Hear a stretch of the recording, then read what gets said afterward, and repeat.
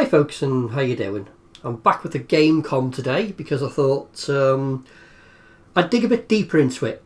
So if you've seen the last video, you'll know that this thing turned up, and it does work, but it's got some lines across the screen. Now apparently that's a very common failure point on these, and there's probably nothing I can do about it, but as it didn't cost very much, and I've got no real attachment to it, I don't see any harm in digging into this and just seeing if there is a repair possible. I'm being slightly aggressive with it as well, because you never know. And even if I can't fix it, you know what? It'll be nice to take it apart and just see what's going on inside. Yeah, let's have a poke around. So let me show you what it's doing.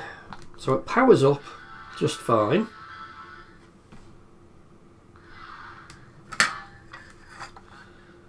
Incredibly reflective screen. I don't know if you can get a good angle on it, but there are... I'll try and focus. Yeah, there's all sorts of lines running across the screen. That's what I want to try and deal with if possible. Who knows? Let's tear it apart. So let's see if we can get this thing apart. I need to use a little tiny screwdriver.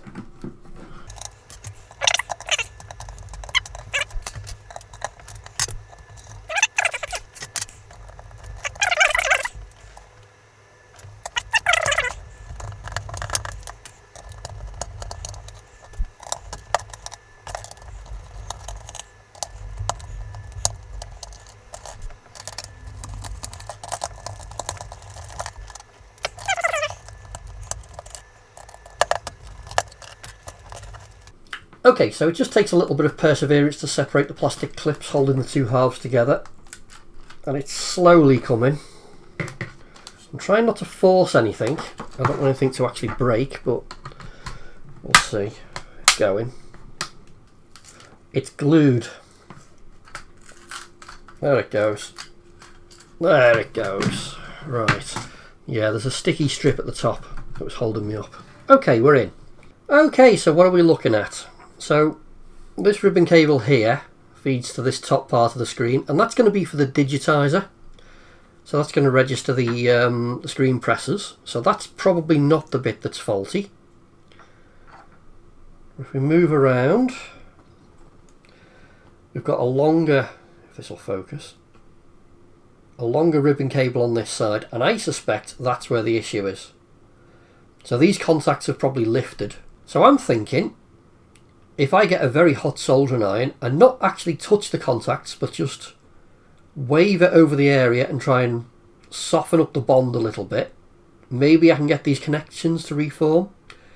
It's worth a go, and I've got nothing to lose. So what I'll do is I'll put some batteries in it, I'll power it back up, and then we'll get the soldering iron out, and we'll just see if we can influence the screen at all. Right, so I've got it powered up, I've got a very hot soldering iron, and I'm not going to touch the connections. I just want to radiate some heat on them and see if I can... you see straight away lines are appearing and disappearing just as I gently wave the soldering iron over. And I'm not touching the connection at all. I'm not sure if that's making it better or worse, truth be told. So I'm waving this just over the contact.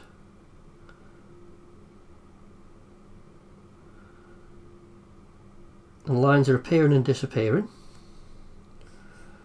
but I don't seem to be actually making any progress. Okay, this is doing...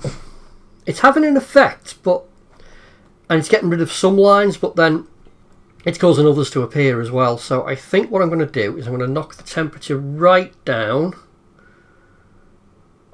let that cool off a little bit, set it to about 200.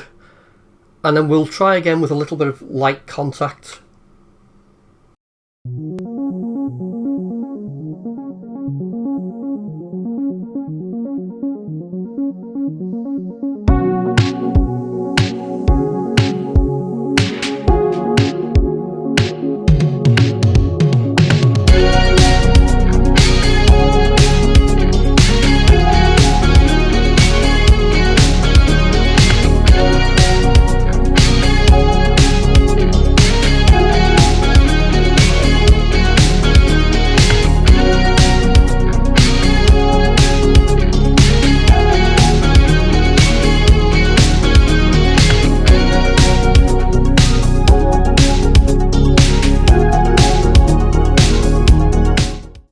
Okay, I'm going to call this one a bit of a fail because there's some lines at the top that I just couldn't get rid of. But in fact, let me just turn the contrast up a little bit so you can see exactly what's working and what isn't.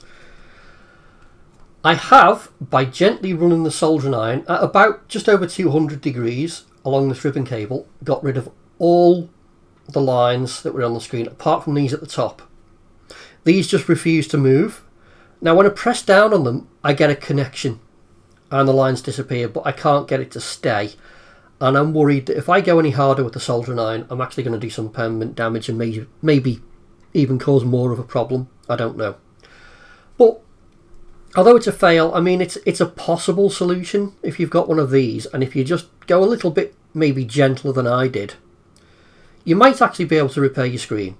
So it's a possible repair, although with mine it didn't completely cure the problem.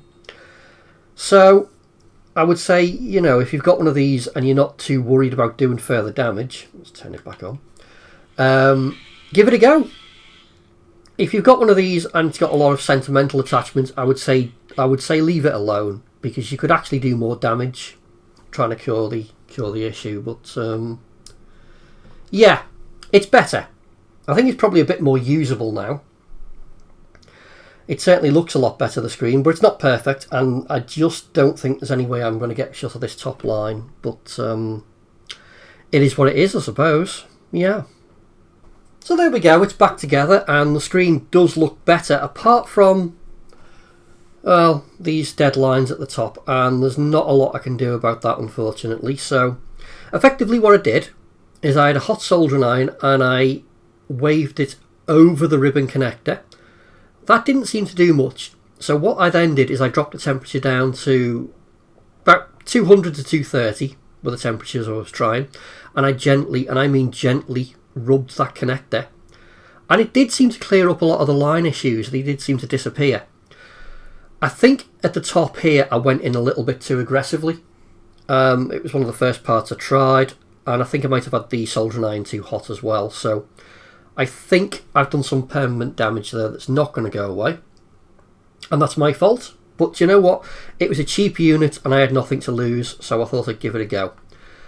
I would say if you've got one of these with a faulty screen, this technique may work for you, but do it at your own risk, because I can't guarantee that this is going to work at all, and I can't guarantee that you're not going to cause even further damage. The way I did it is I would hold the soldering iron and gently rub for a few seconds and then remove it. I didn't want the parts getting too hot to cause further damage, and that seemed to be the way to do it. That seemed to work for most of this. Like I said, I think I just went in a bit too heavy on this part, otherwise I probably could have been able to get the whole screen to work, but it is what it is, the damage is done. Anyway, I hope that is of some use to somebody. Thank you very much for watching, and I'll catch you on the next one. Bye.